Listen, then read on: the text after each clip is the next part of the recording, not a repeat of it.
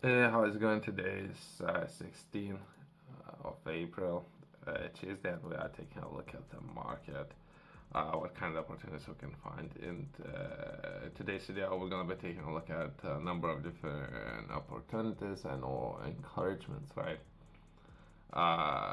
There are many of those. I'll briefly let's begin with the first one. That would be Ethiopia, and let's try to understand everything what's happening there. Yesterday, some people reached out to me from Ethiopia, and we were talking about the process of beginning working together. I was advised reaching out to embassy, and there were two contact points of contact. I'll try doing that. More than likely, those people are busy doing other things. More than likely, but either way, let's give them some time, right? Perhaps give let's give a couple of days, and if those people won't respond, I think the follow-up process would be reaching out to Department for Business and Trade. So that department within UK is responsible to oversee if embassy is working or doing anything. That should be a process, right? But either way, in this area, let's take a look at Ethiopia and everything what's happening, right?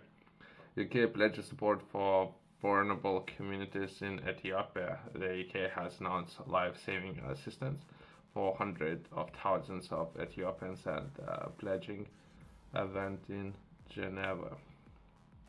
That's right, understand. There was press release and how everything's happening. So I don't know all ins and outs, but perhaps I can bring more attention to whatever they're gonna be discussing within this article. I haven't read it, by the way. Myself, I would be interested in perhaps creating opportunities. Right, that's why I'm interested.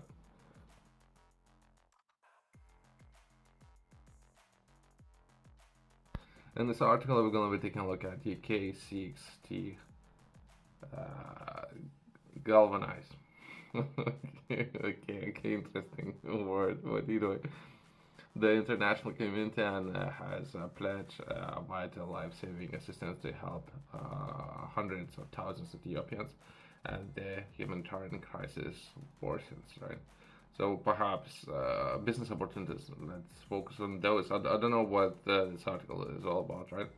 New funding will support people facing the devastating impact of culture change, conflicts, diseases, outbreak, and economic challenges. The Deputy Foreign Secretary visited Ethiopia, witnessed the crisis present in. There's a I don't know all the details, right? So there was some crisis, and currently they're undergoing. Perhaps we're looking for access to sea, so port would be great. So there's a lot of things happening in the area. I think they were building a dam where they're looking to produce hydro energy, right? Since Egypt was very upset about some of these choices there. I think that so there's a lot of things happening. So perhaps that will be something new. I haven't read it yet, but let's try to understand it. UK will today, Tuesday, 16th of April, that's today's date, pledge humanitarian aid to provide life-saving support for hundreds of thousands of Ethiopians, including over 435,000 children and mothers suffering from malnutrition, and more than 230 needed access to emergency health care. Okay, the new UK funding will treat the worst case of acute malnutrition, overing crisis gaps in nutrition supplies. It will also increase access to safe water and sanitation. Since water, I think but it's very energy intensive process of distillation process, right? So perhaps there might be some opportunities and something could be done there while providing, but there isn't a C access, by the way, but either way, while providing cash and social protection to increase food security, resilience, and vulnerable communities. The care support will boost Ethiopia's access to primary health care. Services include access to ambulance care, dental care, vaccinations, and ensure women have skilled healthcare workers and they give birth. Deputy Foreign Secretary Andrew, okay, his name is there, announced 100 million boost to UK funding to UN Office for the coordination of humanitarian affairs. Ethiopia pledged conference in Geneva today that they will call for international community to set up support to address the worsening situation. Ethiopia faces one of the world's largest humanitarian crises with over 21 million people in need for assistance. Over 15 million people face food insecurity. Over 4 million people are internally displaced. The area now further also the worst attraction regions with his names there included dot country to affect close to 5 million people. Perhaps there is a lot of conflicts in the area, right? I don't know. I don't know those conflicts, right? I'm reading it for the first time, by the way. Uh, uh, Perhaps it's been highlighted. There was something happening previously, perhaps a year ago or so, perhaps 2 years ago.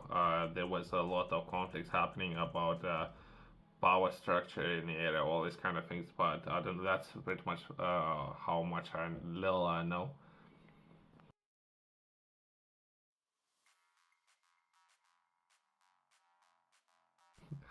The vulnerable countries such as Ethiopia are impacted by the more frequent and more severe drought and flooding. Okay, okay, interesting. The UK is supporting them to adapt and build resilient for long-term funding will boost the climate resilience of communities to provide support to those displaced due to drought and or extreme weather. So there's a lot of issues happening in the area, and UK and all United Nations are looking to support, right, to offer assistance. Today's conference is hosted by UK and Government of Ethiopia and the United Nations Office for Coordination of Human Affairs. The Deputy Foreign Secretary, okay, call for international community to continue our humanitarian efforts.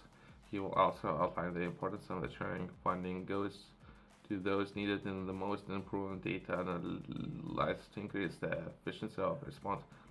This part, perhaps I'm not bringing enough attention about how much, let's say, for example, $100 and how much of that can be stretched when it comes to perhaps replacing a roof, all those kind of things.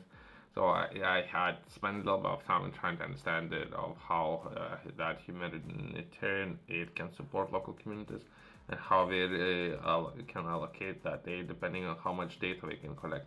But I don't know. That I was taking a look at parliamentary hearing, right? That's pretty much only what I know, right? But either way, that's something, right? And I think within this article, they highlighting about reaching out to them and know how fast they would be able to respond, right? So I have reached out to them yesterday. That will be embassy in Ethiopia. Let's see how fast the embassy can respond. Thanks for watching. See you next one.